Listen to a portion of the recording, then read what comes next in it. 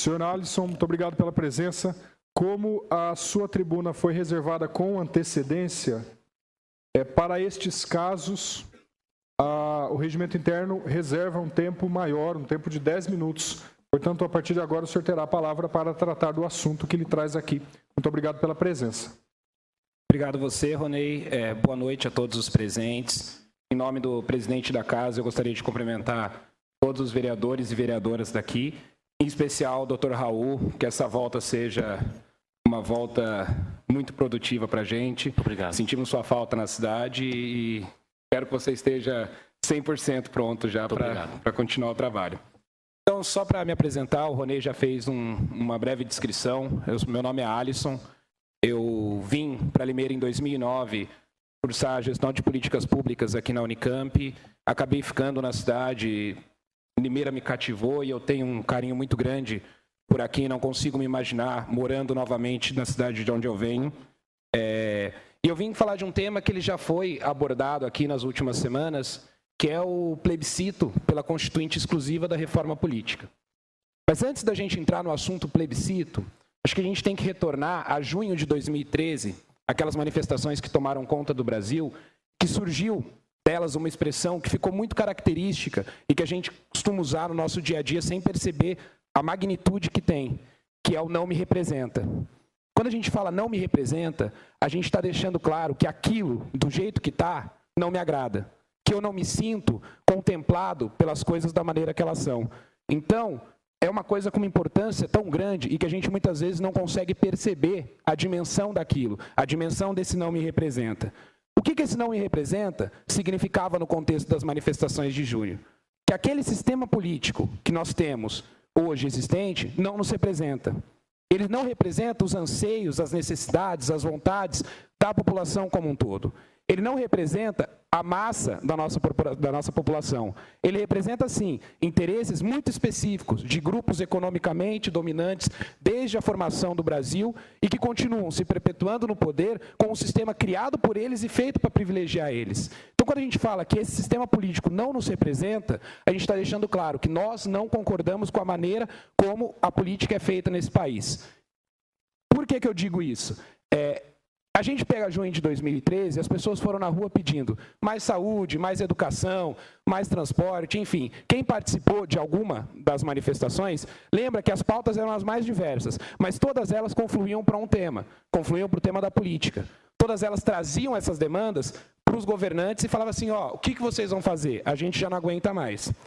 Quem se lembra também do pós-junho de 2013, lembra-se que a presidenta Dilma apareceu em rede nacional propondo um plebiscito para ouvir a população sobre quais eram as demandas que eles encaravam necessárias para a mudança desse sistema político, mas esse plebiscito foi vetado na Câmara e no Senado Federal. Por que ele foi vetado na Câmara e no Senado Federal? A gente já falou um pouco disso antes, porque o sistema político é feito, porque tem o poder econômico e o poder político, e eles não querem essa mudança. Os movimentos sociais, se vendo na contramão disso, ou seja, existe a proposta, o Senado e a Câmara Federal rejeitam essa proposta, trouxeram esse tema de reforma política como tema principal na pauta no ano de 2014. Se aproveitando que é um ano de eleição, ou seja, é um ano em que as pessoas estão mais propensas a discutir política, estão mais propensas a ouvir opiniões políticas, a gente tinha que incluir o tema reforma política no assunto, no dia a dia das pessoas. Cria-se, então, o plebiscito popular pela Constituinte exclusiva da reforma política. É um plebiscito que ele tem um caráter único e simplesmente consultivo, não tem nenhum caráter oficial. Então, não é assim, aquilo que foi decidido no plebiscito não é necessariamente aquilo que vai ser feito, mas é uma maneira de pressionar o poder público para que se ouve, as coisas não estão satisfeitas e tanto por cento da população deixou isso muito claro. A gente já teve, na nossa história, 2 plebiscitos populares, um em 2002, que era contra a ALCA e contra a cessão da base de Alcântara no Maranhão para os Estados Unidos. Acho que as pessoas um pouco mais velhas lembram-se que em 2002 a gente teve toda aquela comoção por causa da área do livre comércio das Américas e que basicamente o Brasil e os Estados Unidos fariam um acordo de livre comércio, isentando produtos norte-americanos de entrarem no Brasil e isentando produtos brasileiros. E naquele ano, 10 milhões de pessoas foram às urnas e votaram não à ALCA. 98,5% das pessoas foram contrárias à criação da ALCA, e esse mesmo número foram contrárias à cessão da área de Alcântara para os Estados Unidos. O outro que a gente teve foi em 2007, que pedia a revogação da privatização da Vale do Rio Doce. Exigia que a Vale do Rio Doce voltasse para as mãos do Estado, porque ela era um bem nacional, um bem de interesse público e não podia estar na mão do capital privado. Nesse, a gente teve um índice de 94,5% contrários à privatização e exigindo essa retomada da Vale do Rio Doce para os nossos interesses nacionais. Quando a gente entra nessa discussão de interesses nacionais, a gente tem que ter a plena certeza de que o nosso Senado e o nosso Congresso, eles não representam os interesses nacionais. Por que eles não representam os interesses nacionais? Se a gente for considerar que o número de mulheres que compõem a nossa população é 55% do número de do total de habitantes do Brasil, e a gente olha no Congresso e vê que apenas 9% das deputadas são mulheres, a gente percebe que tem alguma coisa errada. 51% da população se auto-intitula negra, e só 7% dos nossos deputados federais se auto-intitulam negro. Então, aonde a população é representada dentro desse todo? A gente pega, por exemplo, 260 deputados são empresários. Será que 260 é praticamente metade da Câmara? Será que metade da população brasileira é empresária? Será que metade da população brasileira lida diariamente com subordinados e é, de fato, dona dos meios de produção? A gente sabe que não. Então, a gente tem que superar esse sistema político e a gente precisa ir às urnas pelo plebiscito popular para mostrar que a gente não está satisfeito com as coisas do jeito que elas estão sendo feitas, que a política do jeito que está aí não nos representa. Se a gente olhar para os nossos vereadores e vereadoras aqui mesmo, a gente vai ver quantas mulheres nós temos entre os nossos vereadores. E as mulheres são a maioria da população de Limeira, e nós temos 4. Então, assim, alguma coisa está muito errada na maneira como a política está feita. Esse plebiscito, ele não visa discutir como serão essas mudanças. Claro que nós temos algumas propostas, todo mundo tem a sua concepção de como será feita essa mudança, mas é pura e simplesmente para a gente conseguir obter essa mudança. A gente precisa pressionar o poder público. Esse plebiscito acontece na semana de 1 a 7 de setembro, ou seja, um mês antes das eleições presidenciais e para o governo dos estados. Ou seja, é uma maneira de você trazer para a pauta esse tema, de você colocar a um mês das eleições essa discussão, e você conseguir fazer com que qualquer que seja o candidato, de qualquer que seja o partido, e qualquer que seja o cargo que ele esteja disputando, ele seja obrigado a lidar com esse tema, ele seja obrigado a se apresentar sobre aquele tema, a defender um ponto de vista sobre aquele tema.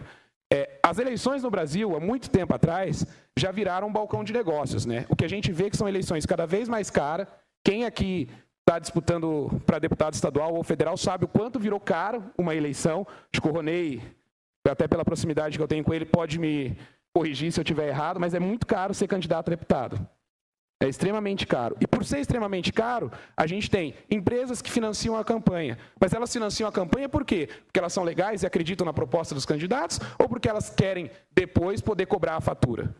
Né? Eu parto do ponto de vista de que uma empresa ela não financia a campanha, ela faz o investimento na campanha.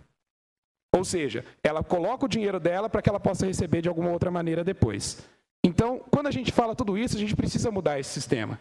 A gente precisa entender que essa lógica que a gente vive hoje no nosso sistema político, ela está favorecendo a perpetuação no poder daqueles que só querem se perpetuar no poder.